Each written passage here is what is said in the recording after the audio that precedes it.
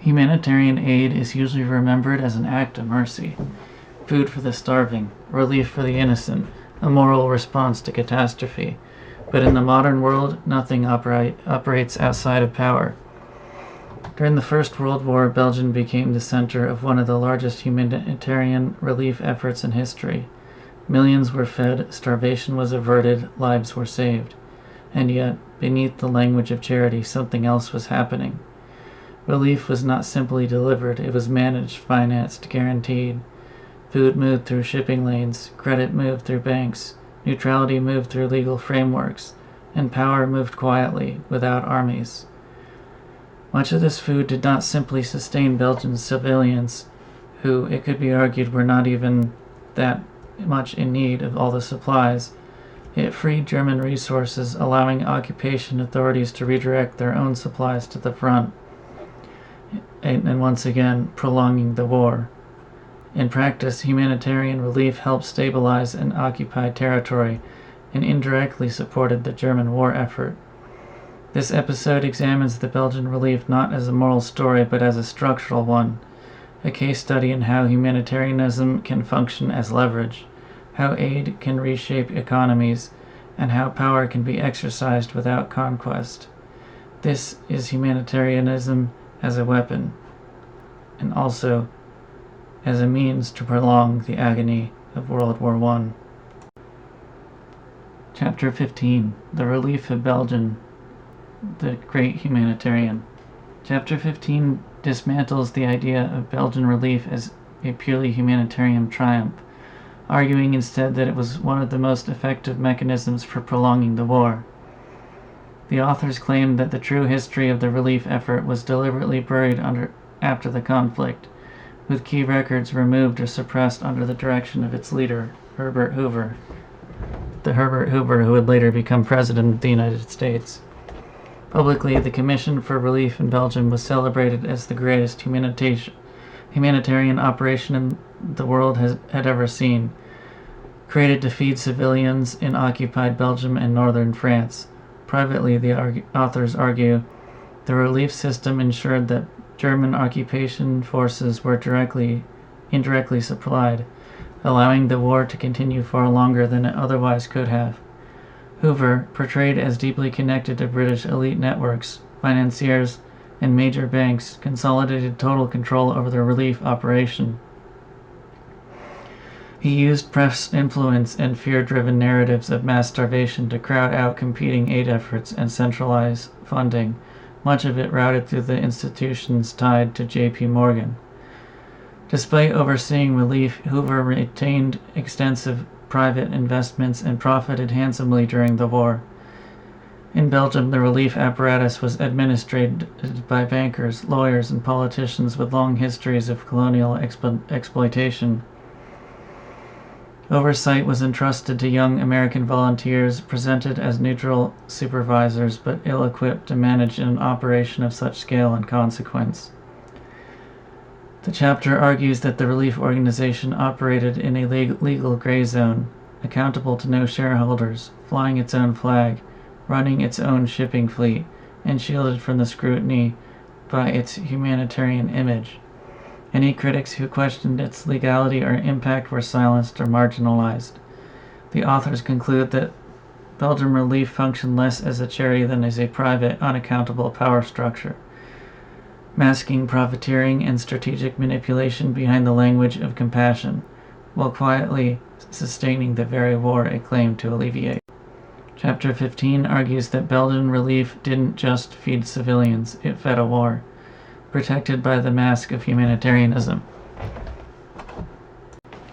Chapter 16. The Relief of Belgium, a Generosity of Bankers. Chapter 16 argues that Belgian relief was sustained not by charity but by banking power and American loans, and that this financial machinery ultimately benefited German occupation as much as Belgian civilians. The relief system, the authors claim, functioned as a profit-driven financial network tightly controlled by major banks. At the center stood Belgium's dominant banking institutions closely linked to the relief administration and led by figures personally connected to Herbert Hoover. Through the Belgian Relief committees, accounts were centralized, prices were fixed, goods were resold at a profit, and local committees were required to insure against losses, turning relief into a managed commercial operation rather than a charitable one. Belgium's financial sovereignty had already been stripped away. Its national bank transferred gold reserves, bonds, and printing presses to London early in the war. Money flows were then routed through a complex international chain of banks spanning New York, London, and Brussels. Currency was printed locally under occupation, taxed by German authorities, and partially confiscated, meaning that American-backed funds indirectly financed the occupiers themselves. Competition for control of the relief economy emerged among rival banking interests, particularly between networks aligned with American financiers. These struggles, the authors suggest, had little to do with humanitarian concern and everything to do with dominance over wartime financial flows. As the war continued and the United States entered the conflict in 1917, the scale exploded. Monthly relief spending reached extraordinary levels, underwritten by loans rather than generosity. The chapter concludes that Belgian Relief had become a banker-related managed economic system, sustaining profits, preserving financial power, and inadvertently prolonging the war it claimed to mitigate. Chapter 16 argues that Belgian Relief was powered not by compassion but by credit. Chapter 17, The Relief of Belgium, Pirates at War. Chapter 17 portrays the Belgian Relief operation as an exercise in deception, coercion, and internal conflict, rather than humanitarian rescue. The authors argue that earlier claims by Herbert Hoover that Belgium faced imminent starvation were exaggerated or false. German authorities openly disputed these claims, but when Hoover threatened to shut down relief entirely, Berlin quickly backed down, revealing how much the occupiers depended on the system. Despite opposition from senior British figures, including those who questioned feeding an enemy-occupied territory, Hoover's operation survived because it was protected by allies inside the British Foreign Office. Officials reassured him privately while publicly denying the scale of leakage, mismanagement, and indirect support flowing to German forces. According to the authors, Hoover consistently denied or obscured evidence that relief supplies were sustaining German troops and prolonging the war. Tensions escalated between Hoover's International Relief Organization and the Belgian-run Relief Committee. Control over money, logistics, and profits became increasingly bitter. Hoover accused his Belgian counterpart of piracy, while the Belgian banker allegedly prepared a massive expose detailing abuses within the relief system. The document never appeared, and the dispute was quietly buried. By 1917, criticism of the relief operation was growing.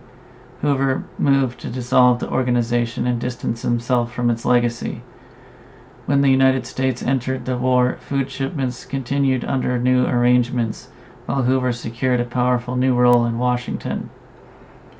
The chapter concludes that critics who challenged the humanitarian narrative were marginalized or silenced, while the myth of benevolence endured. Behind it, the authors argue, lay a relief operation that functioned less as a charity and more as an unaccountable wartime enterprise that served power, profit, and prolongation. Chapter 17 argues that Belgian Relief survived not because it saved lives, but because too many powerful interests depended on it. The Belgian relief effort is often remembered as a triumph of conscience, and in many ways it was. Millions were fed, starvation was prevented, suffering was reduced. But history does not operate on intentions alone. Relief did not occur in a vacuum. It moved through banks, shipping lanes, legal guarantees, and neutral intermediaries. It stabilized an occupied territory, and in doing so, freed resources for the German war effort. Humanitarianism did not end the war, it helped manage it. and in the process it revealed something new about modern power. Control no longer required conquest. Influence no longer required occupation. Leverage could be exercised through credit, logistics, and moral authority. This was not charity as most people understand it. It was a systems-level intervention where food, finance, and legality moved together. Belgian Relief was not an aberration, it was a prototype, a demonstration that mercy and power could coexist and that humanitarianism, once institutionalized, could reshape economies, extend influence, and quietly determine outcomes far beyond the relief itself. In the modern world, aid does not merely save lives, it reorganizes incentives, it redistributes power, and once that threshold was crossed, there was no going back. But once again, most important to recognize is the fact that this humanitarian effort, actually fed the Germans who would, in the trenches, facing off against the Allies, prolonging a war and prolonging the suffering of many Allied soldiers as well as, of course, Germans.